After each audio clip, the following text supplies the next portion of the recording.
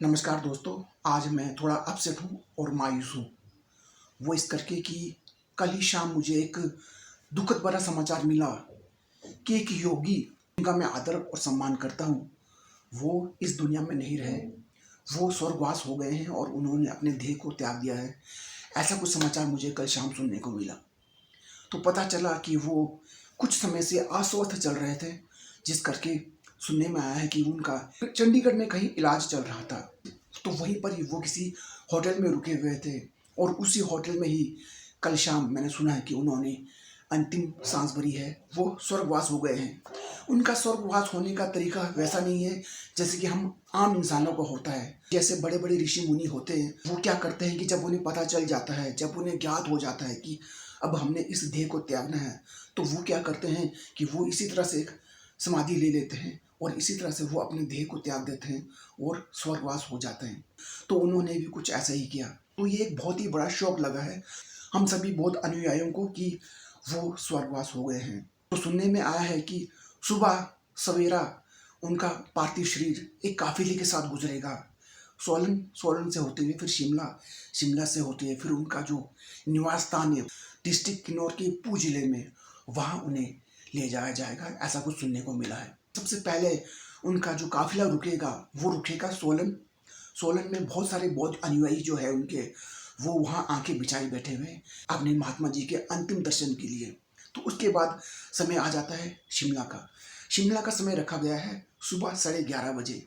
तो यहाँ पर भी जितने लोग हैं, बौद्ध अनुयायी हैं, उनके चाहने वाले हैं, आप जानते हैं कि शिमला एक राजधानी है तो यहाँ की पॉपुलेशन भी ज़्यादा होगी।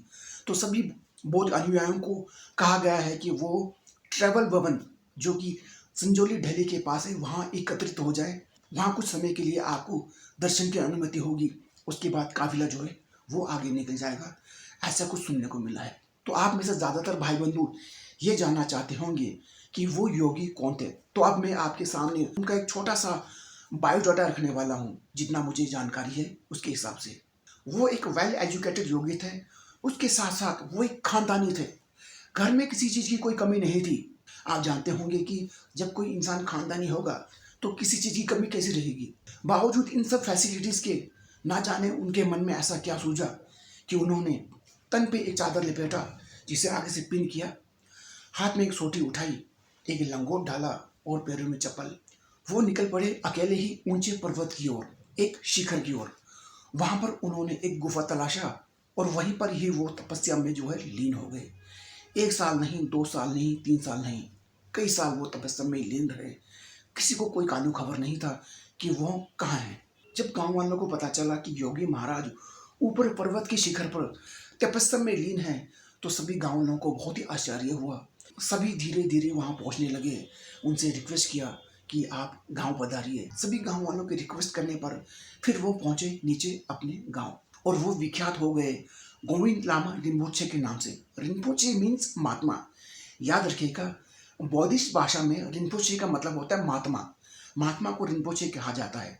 जब कभी आप किसी मोनेस्ट्री में जाएं, वहां आपको सुनने को मिले कि फलाना फलाना रिम्पोचे जी पधारे हुए हैं, तो समझ लीजिएगा कि वो कोई महात्मा है, वो कोई आम इंसान नहीं है। तो दूसरे नाम से अगर जाना जाए तो उन्हें माउंटेन योगी के नाम से भी जाना जाता है।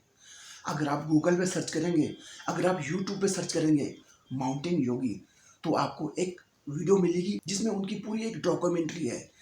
वो वीडियो मैंने नहीं बनाया, वो वीडियो जिसने भी बनाया है लाजवाब है, अद्भुत है। बहुत ही प्यारा डॉक्यूमेंट्री वीडियो है, ज़रूर देखिएगा, आपको बहुत ही पसंद आने वाला है। तो जैसा कि उनका पार्थिव शरीर आज सुबह सवेरे लाया जाना है शिमला के ट्रैवल भवन में, दिल्ली के पास, जैसा कि मैंने बताया। तो हम सभी को कहा गया है कि अगर आप उनके अंतिम यात्रा का दर्शन करना चाहते हैं तो आप पहुंच जाएं ट्रैवल भवन। तो इस करके आज मैं जा रहा हूं उनके अंतिम दर्शन के लिए। तो चलिए देख लेते हैं माउंटेन योगी जी का अंतिम सफर वाला एक झलक।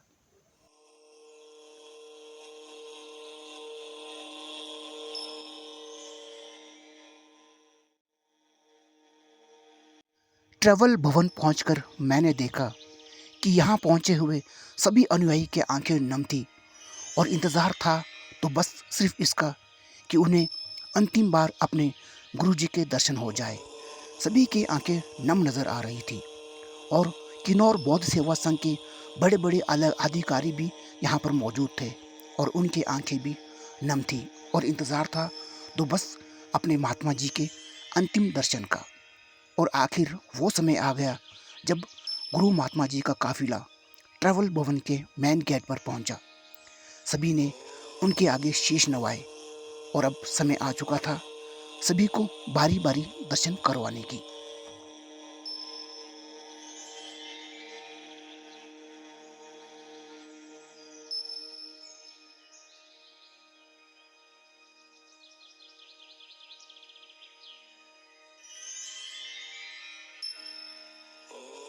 सभी को कहा गया कि वो एक ही कतार में खड़े हो जाएं, क्योंकि भक्तों की भीड़ बढ़ती ही जा रही थी।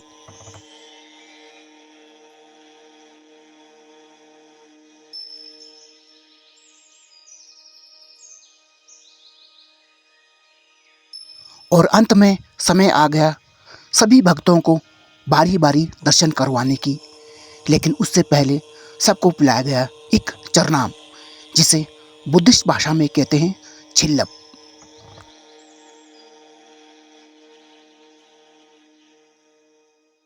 चरनाम पीते ही सभी भक्तजन एक ही कतार में खड़े हो जाते हैं और साथ ही साथ एक मंत्रों का उच्चारण करते हैं, ओम मने पद्मे हूँ, ओम मने पद्मे हूँ। स्वर्गीय लामा जी के चाहने वाले उनके अनुयायियों की कतारें अब लंबी होती जा रही थी। साथ ही साथ बारिश भी लग रही थी, लेकिन किसी को बारिश की परवाह नहीं थी। सभी चाहते थे कि अंतिम बार उन्हें उनके महात्मा जी के दर्शन हो जाए और ऐसा ही हो रहा था। लेकिन भक्तों की कतारें लंबी होती जा रही थी, जैसे कि आप देख रहे हो।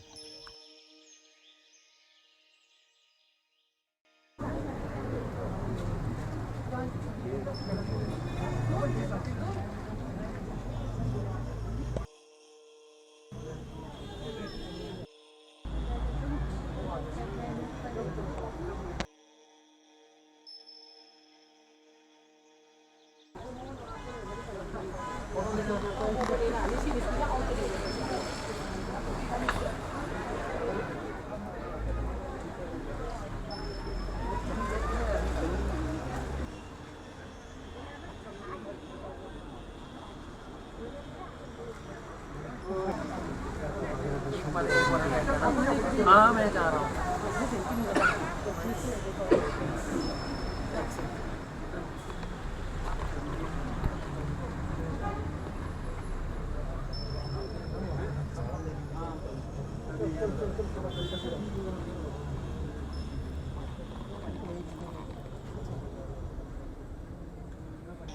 सभी अनुयायी दर्शन कर चुके थे और आखिर समय आया मेरा।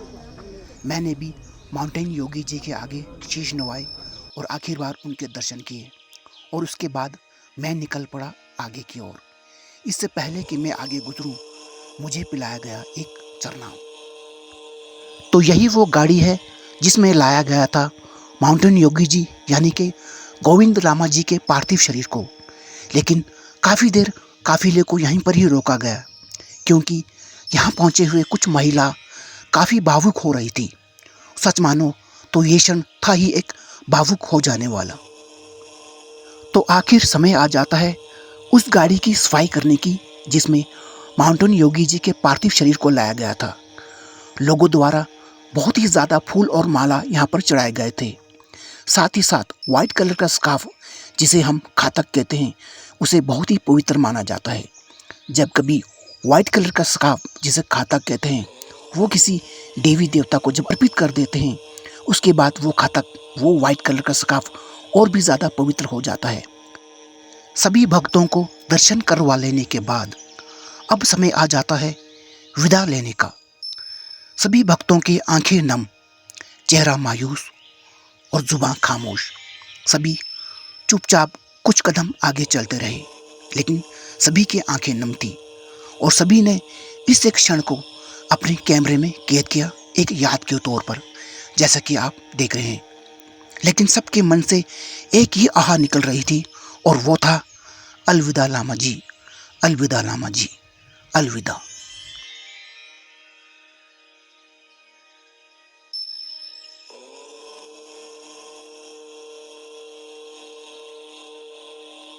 मैं एप्पल्स एंड ट्रैकर दुखी मन से माउंटेन योगी जी से प्रार्थना करता हूँ कि वो एक बार फिर से इस पृथ्वी पर पुनर्जन्म के रूप में आए और हम सभी का मार्गदर्शन करें। अलविदा माउंटेन योगी जी, अलविदा, अलविदा।